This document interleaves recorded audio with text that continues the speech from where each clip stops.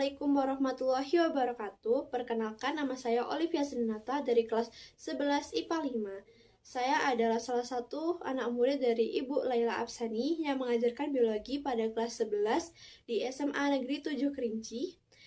Dan kali ini saya akan menjelaskan sistem ekskresi, terutama pada ginjal.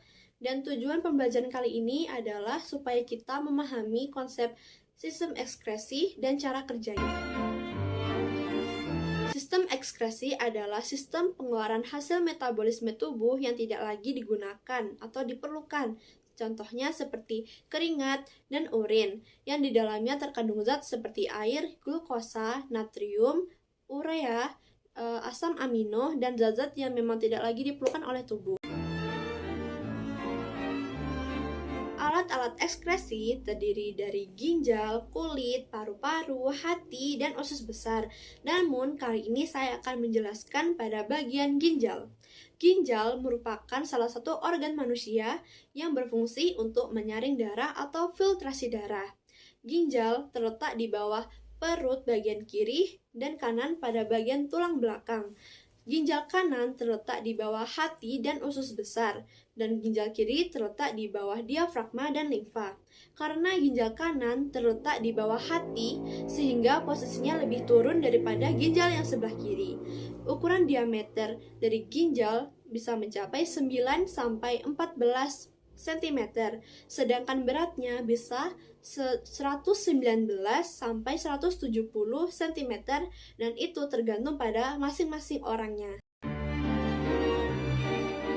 Ada 4 struktur utama dari ginjal. Yang pertama adalah korteks ginjal, bagian terluar dari ginjal yang berisi nefron dan penyangga utama. Yang kedua, medula ginjal, berisi piramid yang berfungsi untuk menyalurkan urin menuju pelvis renalis dan ureter.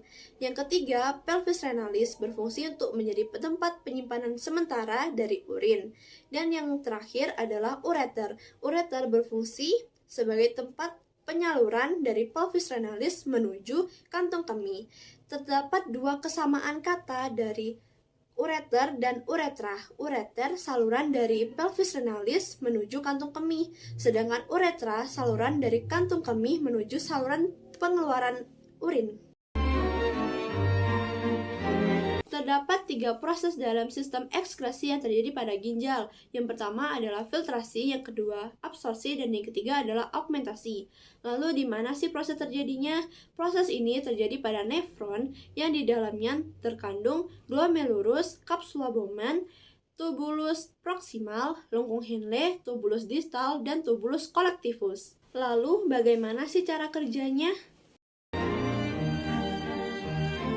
Nah, proses ini awalnya darah dipompa oleh jantung melalui arteri renalis, lalu mulailah yang dinamakan dengan proses filtrasi.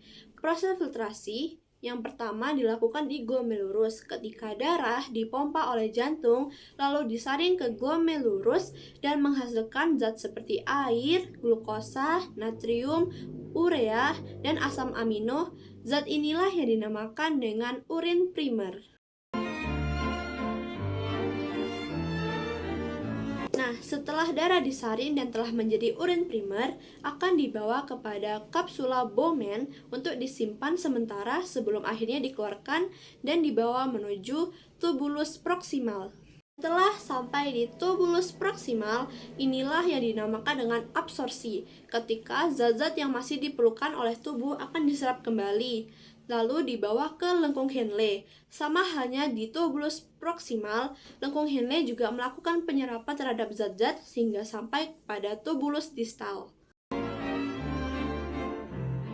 Setelah terjadi penyerapan terakhir di tubulus distal, zat inilah atau urin inilah yang dinamakan dengan urin sekunder. Setelah terjadi proses penyerapan pada tubulus distal, urin ini akan melalui proses augmentasi di mana terjadi pada tubulus collectivus. Di sini akan ada sedikit penyerapan air dan penambahan zat-zat, sehingga urin inilah yang dinamakan dengan urin yang sesungguhnya yang mengandung air, asam urat, dan urea. Setelah terjadi proses augmentasi pada tubulus collectivus, urin akan disalurkan kepada pelvis renalis untuk ditampung sementara sebelum dialirkan kepada ureter. Ureter akan membawa urin dari pelvis renalis menuju kantung kemih. Ketika kantung kemih sudah terisi 200 hingga 300 ml urin, maka kantung kemih akan membawa sinyal ke otak sehingga muncul rasa ingin buang air kecil. Nah, begitulah proses ekskresi yang terjadi pada ginjal. Semoga penjelasan saya dapat dipahami dan jika ada kesalahan dan kekurangan saya mohon maaf. Saya pamit. Wassalamualaikum warahmatullahi wabarakatuh.